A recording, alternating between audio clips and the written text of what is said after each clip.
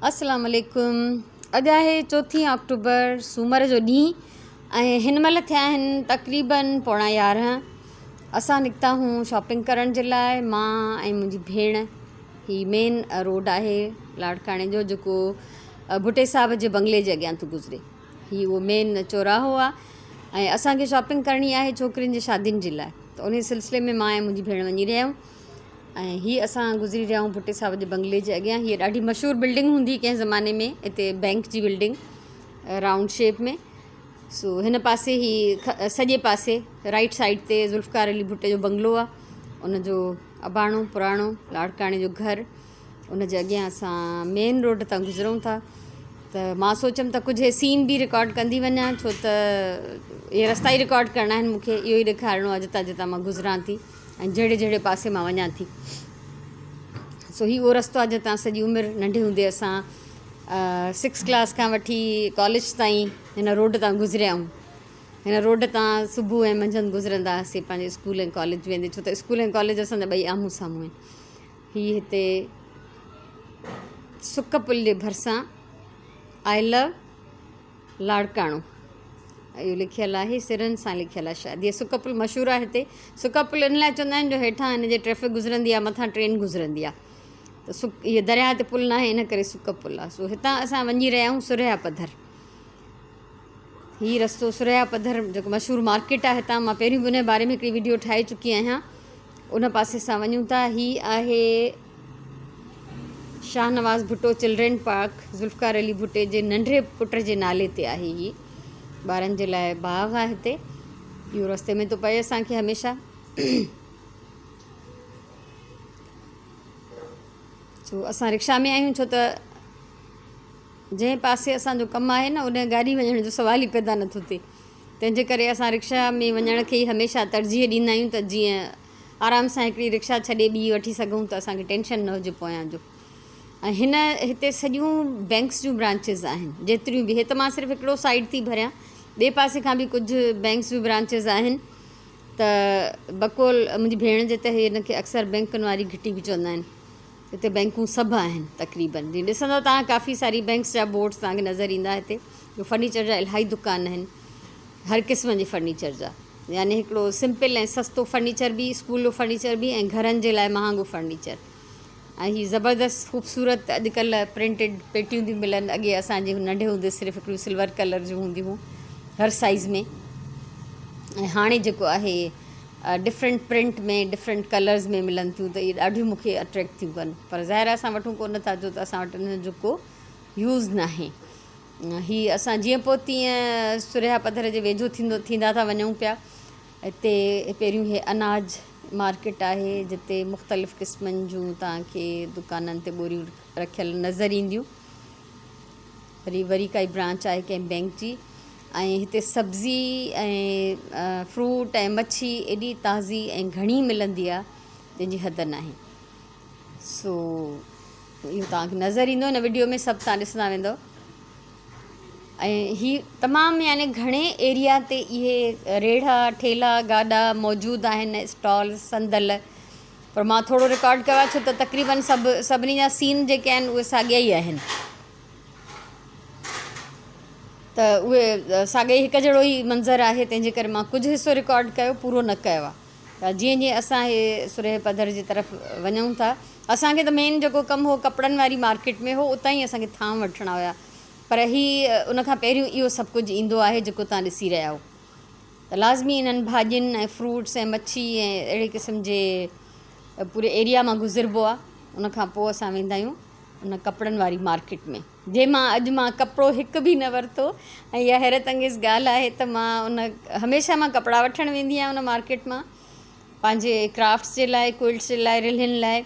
पर हिन दफ़े मां कपिड़े जे दुकाननि जे तरफ़ अखि खणी ॾिठो बि कोन।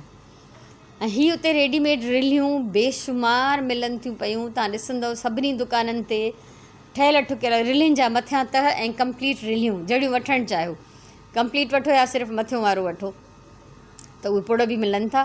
ऐं उहे बि मां सिर्फ़ु कुझु दुकाननि जी रिकॉर्डिंग कई, छो त तक़रीबन सभिनीनि ते इहो हिकु जहिड़ो ई मटीरियल ऐं सामान मौजूदु आहे। सो पहिरियों दफ़ो ईअं थियो आहे जो मां बिना को कपिड़े जो पीस वरिते उतां मां आई आहियां। सो हितां असांखे रिलिन जे लाइ कुझु धागा वठिणा हुया त उहे वरितासीं। ऐं अहिड़े क़िस्म जा बि उते स्टॉल इलाही आहिनि जिते रील, इलास्टिक ऐं इन तरह जी शयूं थियूं मिलनि।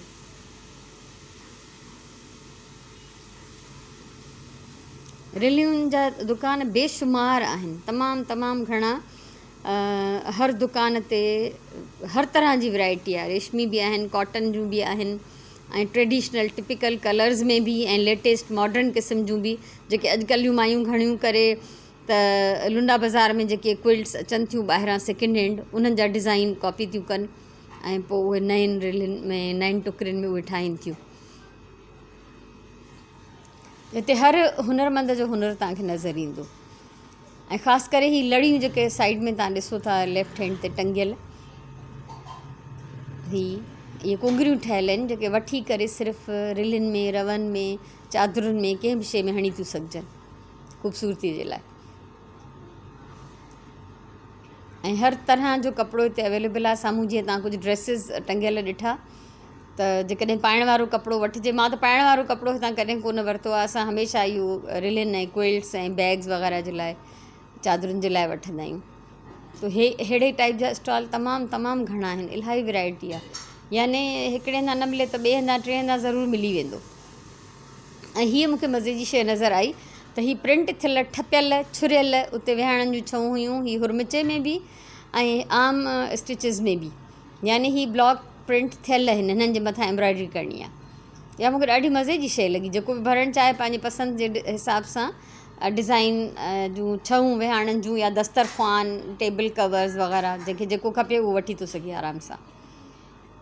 कट पीस इलाही हूंदा आहिनि हिन मार्केट में, बेतहाशा, ब्रांडेड बि, आम क़िस्मनि जा बि। इन करे हिते रश बि घणी हूंदी आहे। रिलियूं तव्हांखे ॾिसो अक्सर जाइनि ते नज़र ईंदियूं, ऐं भर्त भरियल डिफरेंट कपिड़नि जा पीसिस बि, जीअं विहाणनि जूं छऊं, दस्तरख़्वान, चादरूं। सो हितां असां कुझु कपिड़ो वरितोसीं जेको मुंहिंजी भेण खे पियो खपे। ऐं उनखां पोइ हे साम्हूं दुकानु आहे हिकिड़ो, न इहो न रिलिन वारो, न थांवनि वारो। पोइ असां फाइनली हिन दुकान में वियासीं। असां तक़रीबन 3-4 छोकिरियुनि जे लाइ हितां हिन दुकान तां असां थांव ख़रीद कया, जेके डिफरेंट पासनि ॾे असांखे मोकिलिणा आहिनि, डिस्ट्रीब्यूट करणा आहिनि मुख़्तलिफ़ छोकिरियुनि में। ऐं ॾाढो सुठो दुकानु हो। हिते कराची में त जीअं मां कुझु दुकानदारनि सां वास्तो रखी छॾियो आहे त मां उन्हनि खां ई वठंदी आहियां त इलाही रिआयत कंदा आहिनि।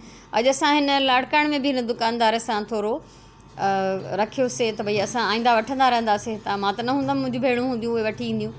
त हिन असांखे इलाही रिआयत ॾिनी। ऐं हे मां उहो सामान थी ॾेखारियां जेको असां अॼु ख़रीद कयोसीं। ऐं ज़ाहिर ही जेको आहे डिवाइड थींदो 3 हिसनि में। कपिड़ा त सॼा मां कराची मां वठी आई हुअमि, ऐं हीअ थांव जेके आहिनि इहे असां हितां वरितासीं, छो त हुतां बहरहाल एॾो सामान खणणु पॉसिबल न आहे। त हीअ सॼा थांव असां पैक करायासीं, वरितासीं माशाल्लाह। ऐं 2 रिक्शा करायासीं, हिकिड़े में मुंहिंजी भेण, हिकिड़े में मां। ऐं सामान अधु करे असां उन्हनि में रखियोसीं। ॾाढी दिलि ख़ुशि थी मुंहिंजी हद खां वधीक। मूंखे उमेदु आहे त हीउ जेको बि नंढिड़ो ट्रिप मां बाज़ार जो हणी आयमि तव्हांखे वणंदो। हिन महिल हिते मुंहिंजी भेण चादर पई चेंज करे, ॿारनि ॾाढा जंप खाई हशर करे छॾियो। सो मूंखे उमेदु आहे त तव्हांखे मुंहिंजो अॼु जो व्लॉग वणंदो ऐं ख़ुशि जो आबाद हुजो। हे मुंहिंजो मोहम्मद ख़िज़िर ऐं अबिया फ़ातिमा। सो इनशाला वरी सुभाणे वारे व्लॉग में मिलंदासीं। हे सॼो सामान खोलियोसीं, विरहायोसीं त हीअ अञा कुझु हिसा सामान जा हिते पियल आहिनि, जेके ज़ाहिरा सुभाणे परीहं ताईं पंहिंजे माइटनि ताईं वञी पहुचंदा, जिन जे लाइ असां वरिता आहिनि। सो मोकिलायूं था। अलाह।